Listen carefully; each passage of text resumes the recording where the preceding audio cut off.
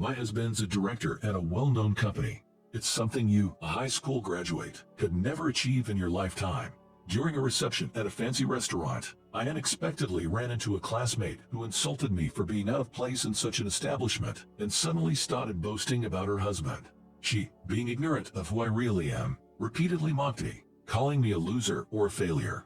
Well then, I guess he's getting fired tomorrow. What? As I was running out of patience, I turned to her and said this.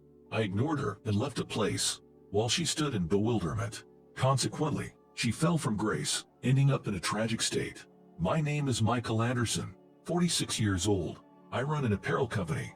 I took over the company at 35, succeeding the previous president, and became the CEO. Introduced by an acquaintance, I started working at my current job right after graduating high school, and my hard work was recognized by the president. Even now, I work hard every day with my employees for the company's growth. At 25, the president introduced me to a woman whom he considered a perfect match for me, and I married this woman, Emily, who was an employee at the same company and 3 years younger than me. We were blessed with a child soon after marriage, and now I'm the father of a daughter who's a university student. Emily resigned from her job when she found out she was pregnant and became a full-time homemaker, focusing on housework and childcare. When I became the CEO, she returned to work as my secretary. Now, with Emily's help, I'm working hard as the CEO. I was living a busy yet fulfilling life, but a certain event would soon lead me to face a major dilemma. I was raised by my single mom. My mom managed to send me to high school, but pursuing college was out of reach due to financial issues, so I decided to work instead. In my sophomore year of high school, my mom fell and was hospitalized. So, early in the morning, I worked on newspaper delivery. Additionally, I worked at a restaurant and a bar to earn a living. However, I couldn't afford to go on the school trip, no matter how hard I worked. Hearing this, my classmate, Sarah Johnson, started mocking me. I heard you can't even manage to afford the school trip. Isn't that just typical of a poor single-parent family like yours? Your mom's a total failure, unable to even shell out a few $100. Her words led her friends to join in, making me the butt of their jokes. I was furious about them mocking my mom but realized arguing was pointless.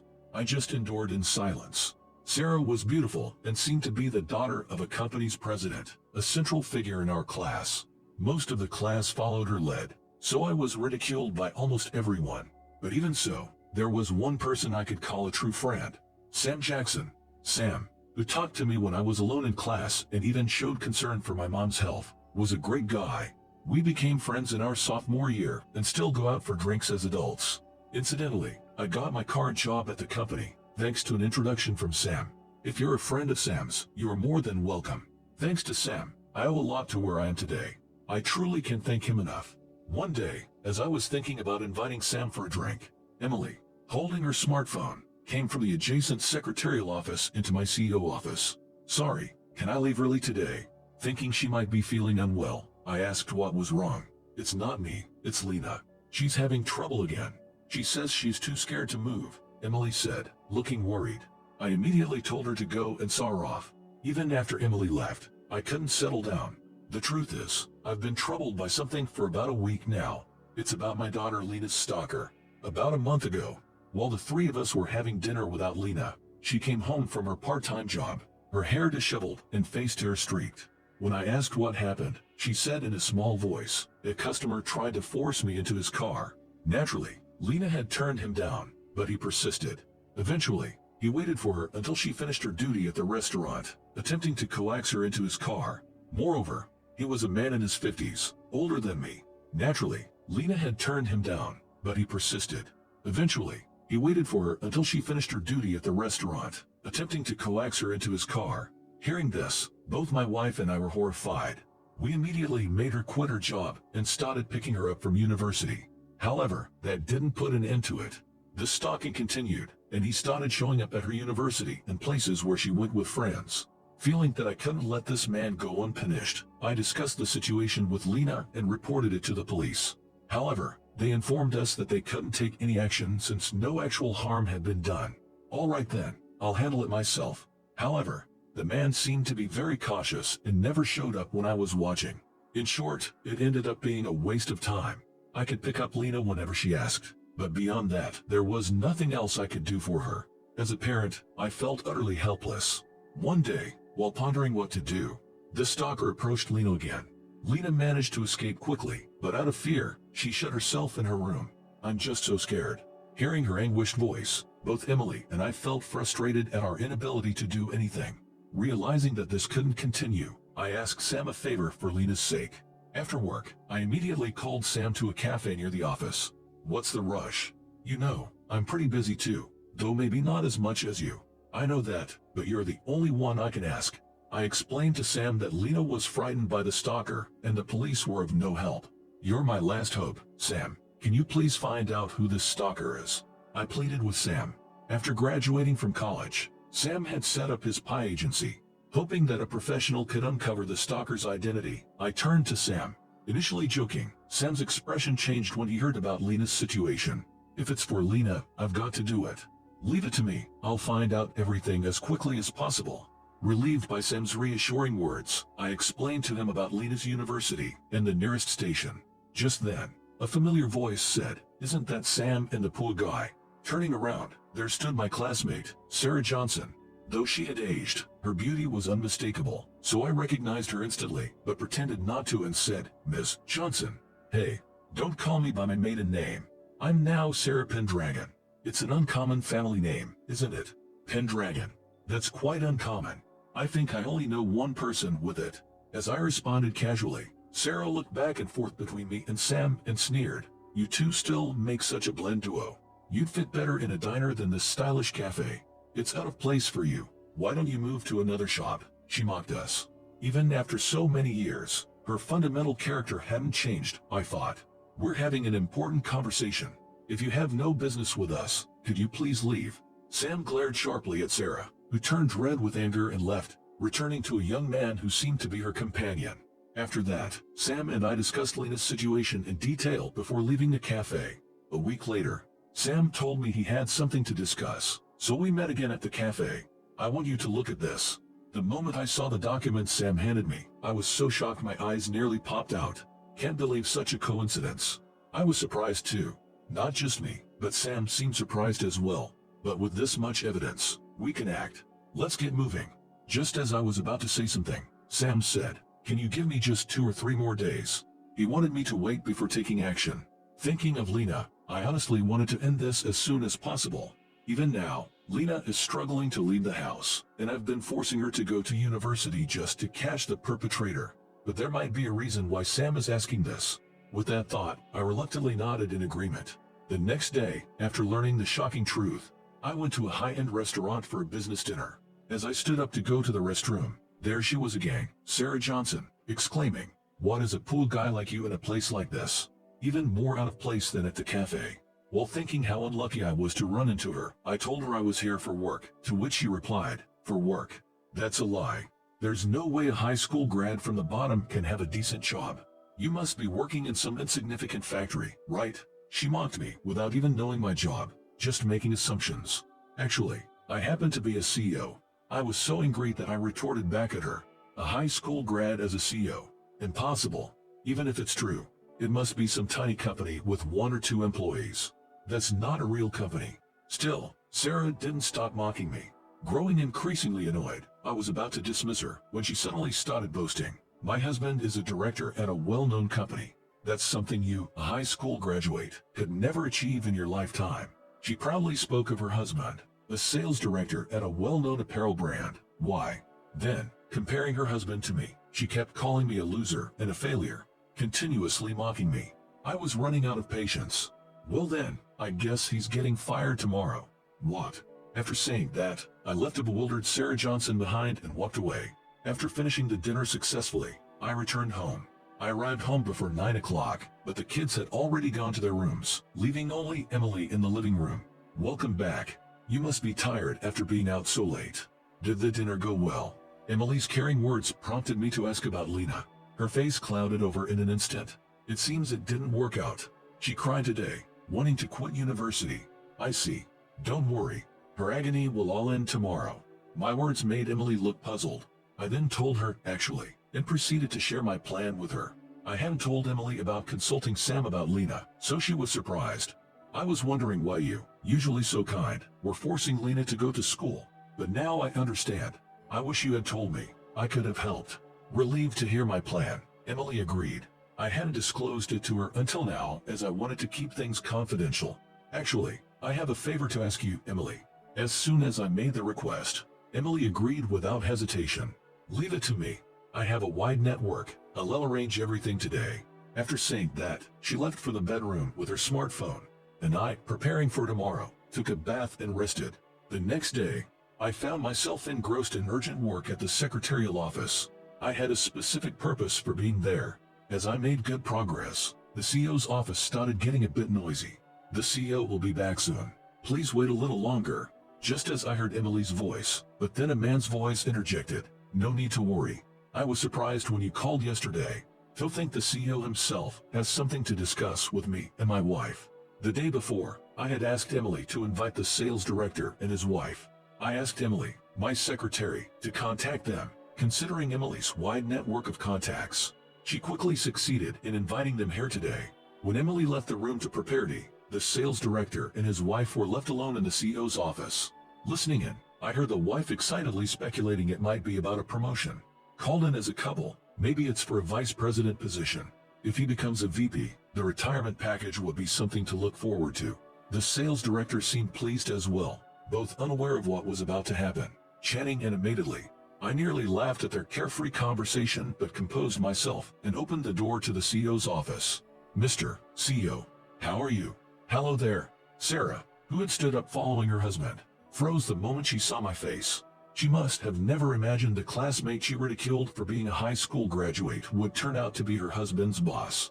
As Sarah's mouth opened and closed wordlessly, I said, nice to see you again since yesterday.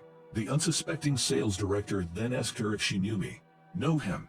Well, stammering, Sarah struggled to answer. We're high school classmates. I interjected, and the sales director's face brightened. But I must say, my memories with her are nothing but unpleasant. My sarcastic remark instantly turned the atmosphere in the room icy, and it felt like hell until Emily returned with the tea. After being mocked by her wife the other day, I declared that I would fire your husband, so I called you in today. Reacting quickly to my words, the sales director began to scold Sarah. Did you really say that? And to mock the CEO. What were you thinking? But I didn't expect a high school graduate to be a CEO, Sarah tried to justify. Even when the sales director told her to apologize, she showed no sign of doing so. I deeply apologize for my wife's grave disrespect, but to be fired over just this incident. Could you please reconsider this time? Desperate to keep his position, the sales director repeatedly apologized, but Sarah seemed indifferent to his apologies. It appears your wife is not at all remorseful. Pointing this out to the sales director, Sarah retorted angrily, why should a high school dropout like you be a CEO? It's your fault for not saying it. And firing over something like this is wrongful dismissal. The sales director hardly tried to silence her, but it was too late. I decided to explain to Sarah how I became the CEO. I joined this Y company right after graduating high school, and I'm the CEO where Sarah's husband is the sales director. Moreover, my best friend, Sam, is the nephew of Y's former president, and their fathers are brothers. Initially, I was hired because I was a friend of the president's nephew. Later, at the age of 30, I took over the company from the former president and became the CEO. There were doubts about whether I could lead 9,000 employees, but the sense of responsibility was greater. After 5 years of training, I took the CEO position. That's how I became the CEO. I had no idea about such a background, but to be fired for something like this. Although Sarah's face turned pale, she still didn't utter a word of apology. It's not just for this reason that you're being fired. I'll explain the proper reasons now. After saying that, I called out to Emily to bring in a certain person from the secretarial office. As Emily signaled, Sam burst into the CEO's office with great energy. Sarah was even more surprised at Sam's entrance, and the sales director, Mr. Pendragon, looked confused. Mr. Pendragon, you're fully aware of what's going on? I asked, but he just shook his head. When I glanced at Sam, he placed several documents and a photo on the table. The moment Mr. Pendragon saw the photo, his face turned deathly pale. Only Sarah, sitting beside him, seemed unable to figure out the conversation. Actually, this girl is my daughter. She's been a victim of stalking for a while, and I hired my pie friend to investigate. You're the stalker, aren't you? I sharply eyed Mr. Pendragon, who started trembling and nodded slightly. You? That's a lie, right? Maybe she misled you or something. Sarah, in disbelief, accused Lena as if she's at fault. Due to my extreme anger, I was about to lose control and utter inappropriate words. Instead, I let Sam explain the investigation results.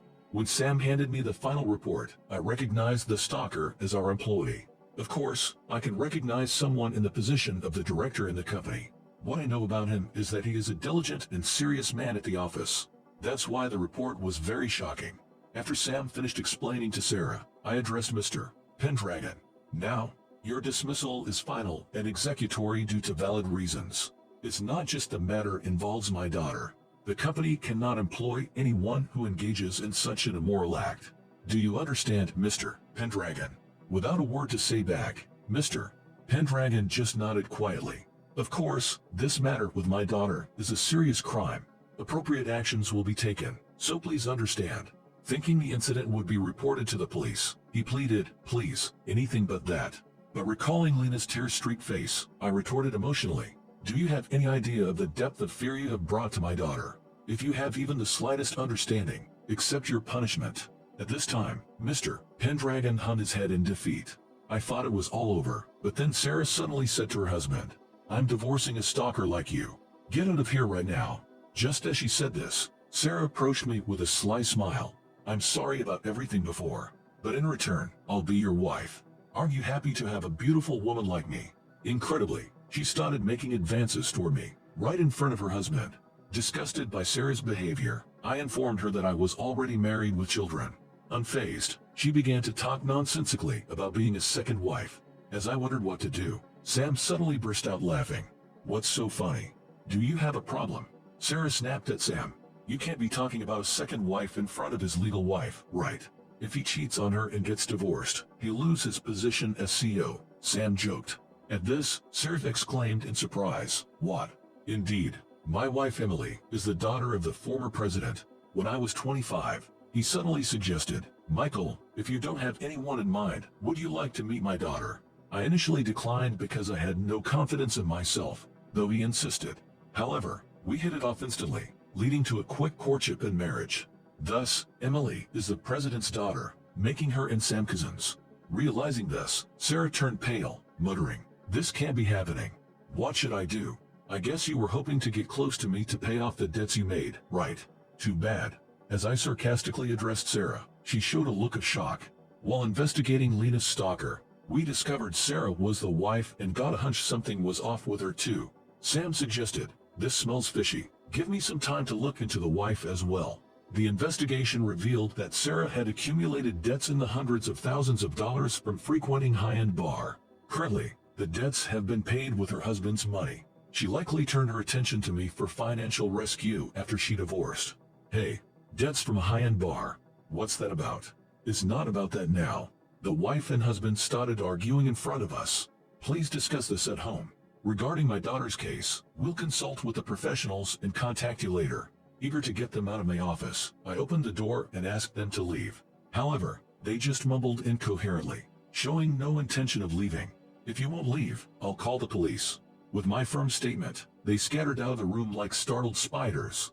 Afterward, my lawyer amicably settled Lena's stalking case with the payment of moral damages. However, I made it clear that if any further stalking occurred, we'd go straight to the police, no questions asked. Regarding the Pendragon couple, I heard they ended up divorcing. As for Mr. Pendragon, having been fired, struggled to find decent employment, and now juggles several part-time jobs to pay off the living expenses and the settlement debt.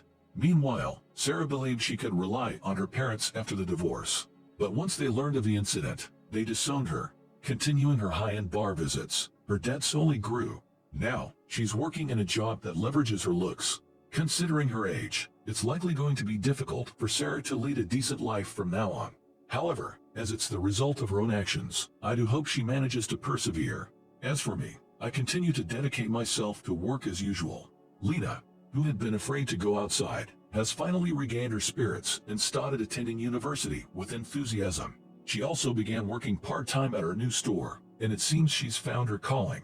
One day, she suddenly declared, after I graduate from university, I'm going to work at Dad's company. I've never felt so motivated and fulfilled by a job before. The idea of working with my daughter is delightful, but there are still 2 years until she graduates. If Lena still feels the same way then, I think it would be wonderful to work together.